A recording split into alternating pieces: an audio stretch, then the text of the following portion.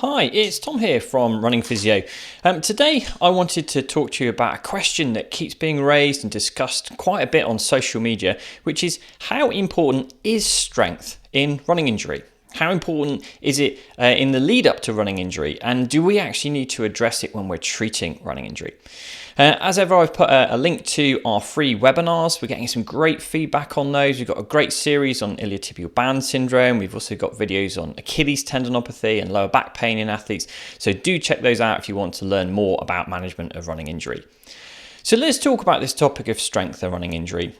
And where the confusion lies. Now, I think for some time we felt quite confident that strength was really important, that if someone was weak, it may lead to running injury, and if someone presents to us with a running injury, that it's important that we get them as strong as possible.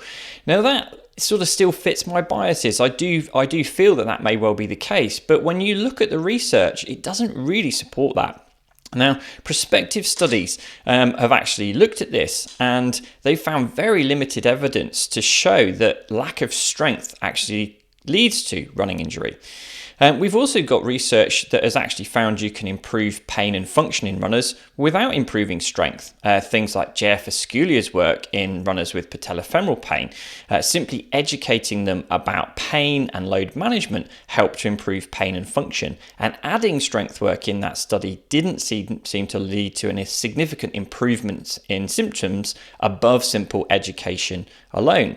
And then we've got a new paper that's come out from Dylan et al. That's created some waves on social media as well. Now, this paper that's just been published tried to compare different groups of runners.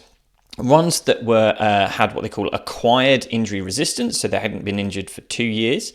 Ones that had never been injured, and a group of recently injured runners. And they actually found that the recently injured runners had higher levels of strength in the hip abductors and plantar flexors. Now, this is a bit of a spanner in the works then, if we think that strength is important in running injury. How come these recently injured runners are actually stronger than those that have never been injured? Now, if we take these studies at face value, we might dismiss strength. We might think it doesn't have a role in either injury development and may not even have a role in the treatment of injury too. But that's where it's really important that we dig into the research a little bit more and we're aware of the limitations of the research. So, for example, those prospective studies, the ones that are often helpful for approximating the cause of an injury, they have some big limitations. In particular, they quite often just measure strength once at baseline and then go on to see if it's connected to injury development over the next year or two. Whereas actually, it's quite likely that strength fluctuates, and there is some research showing that strength may reduce just prior to injury, which isn't going to be captured if you're only measuring at a baseline. So I wouldn't use those studies to say that strength or lack of strength cannot be a factor in the development of running injury. And then this most recent study by Dylan et al. Has some really significant limitations. And this again highlights why just reading the headlines doesn't really tell you what's going on.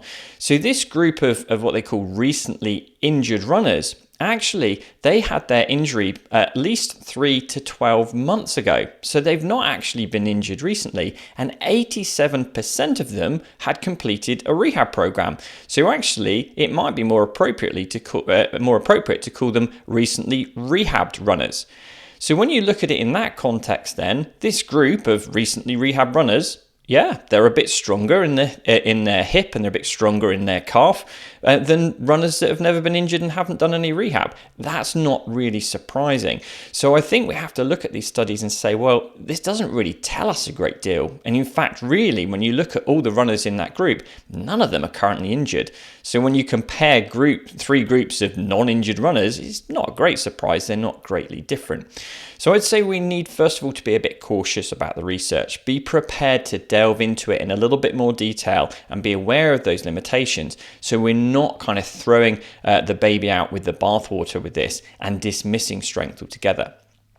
We do also have some good evidence that there can be a lack of strength following injury, and this may then impact function. So, for example, in Achilles tendinopathy, there's evidence of calf weakness, particularly soleus weakness in runners with Achilles tendinopathy, and evidence of weakness at the level of the hip in runners with Achilles tendinopathy too, and hip abductors and extensors. So we know that these strength deficits can exist. We don't know exactly whether these strength deficits can cause injury. There just isn't enough good evidence looking at strength changes over time to tell us that. We don't know exactly whether strength training actually reduces running injury risk. And again, this is because the evidence isn't very strong. When you look at the studies that have actually examined it, they often aren't really looking at a strength training protocol. They're often cardiovascular based exercises without sufficient load. So they're not really testing it out. So I think it's fair to say at the moment, in terms of the development of injury and in terms of whether strength training can prevent injury in runners, we don't know. We have our theories, but we don't know yet. And I wouldn't throw the baby out with the bathwater with it. When it comes to treatment of running injury, though, I do think if there are strength deficits there, we should consider addressing them with each individual. So I think really where strength probably has its biggest role is perhaps more in the treatment of injury, where it's a little bit more murky as to whether lack of strength leads to injury or whether strengthening can prevent running injury in runners in the first place. So a few take-home messages from you for this. First up, be aware that the research is fairly mixed and inconclusive. So let's not write things off altogether, but also let's be aware too that strength work is not a panacea. It's not going to fix everything. We can't just assume that it's going to prevent the development of injuries or that it's essential for every runner. I do think it makes sense to assess it and address it as part of rehab. And that involves your clinical reasoning and your judgment and working closely with the patient. Does the strength deficit that you've identified, does it seem to actually be relevant to the pain and pathology? So we come back to soleus weakness in Achilles tendinopathy. Yes, yeah, there's, it makes sense that if the calf complex is weak, that's going to have an impact on a runner with Achilles tendinopathy, particularly when we know that the calf load during running is particularly high. So we can reason through that connection and we can justify then strengthening up the calf complex in a runner with Achilles tendinopathy. And that's then supported by research. When you look at studies like Bayer et al. And Sancho et al.'s work, strengthening the calf does seem to be important in that group. So we want to assess it and address it and consider whether it's relevant to that patient. But also, I think we need to be quite flexible in our thinking.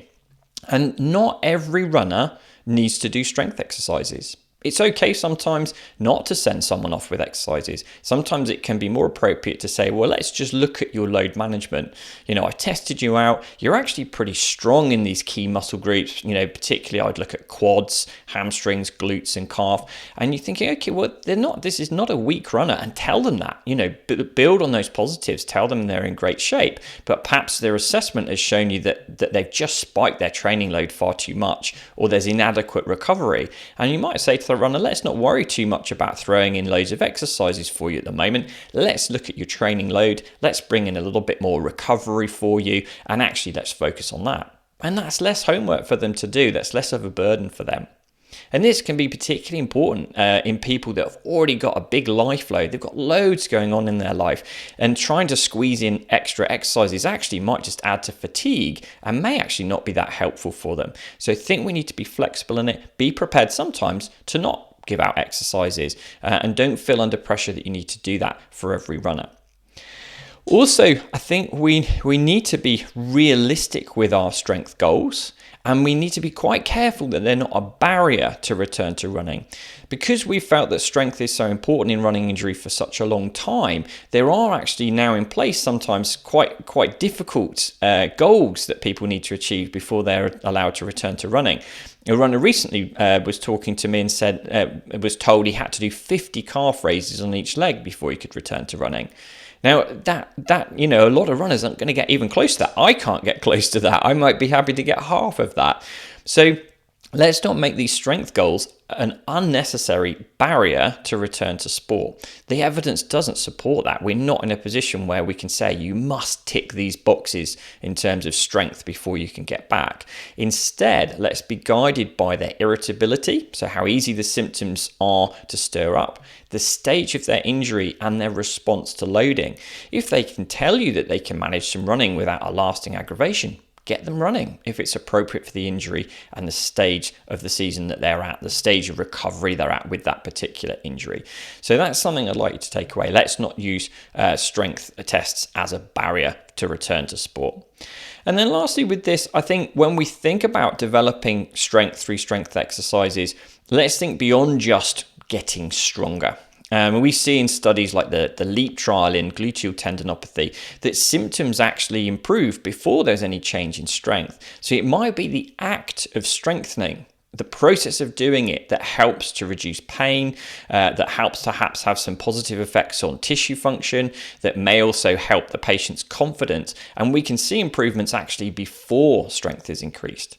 And bear in mind the secondary benefits of our strength training too. It has been found in runners to improve both running economy and performance and doesn't tend to increase body mass. So there's lots of benefits even beyond progressing strength. But I think we really need to work with each person on an individual level, work out what you think is needed for them, and be prepared sometimes to actually say strength is not that key for you at the moment. Let's focus on other areas.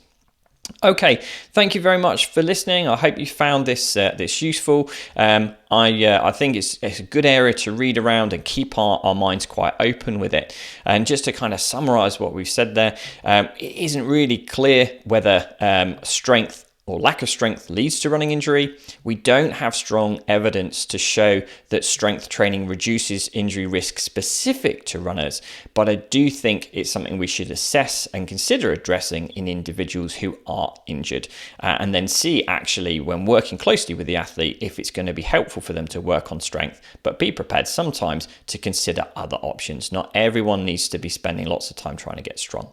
Okay, I hope you've enjoyed this today. I look forward to your questions and comments and replies. Do check out those webinars that we've linked to. We're getting great feedback on those, and I look forward to speaking to you next time. Bye for now.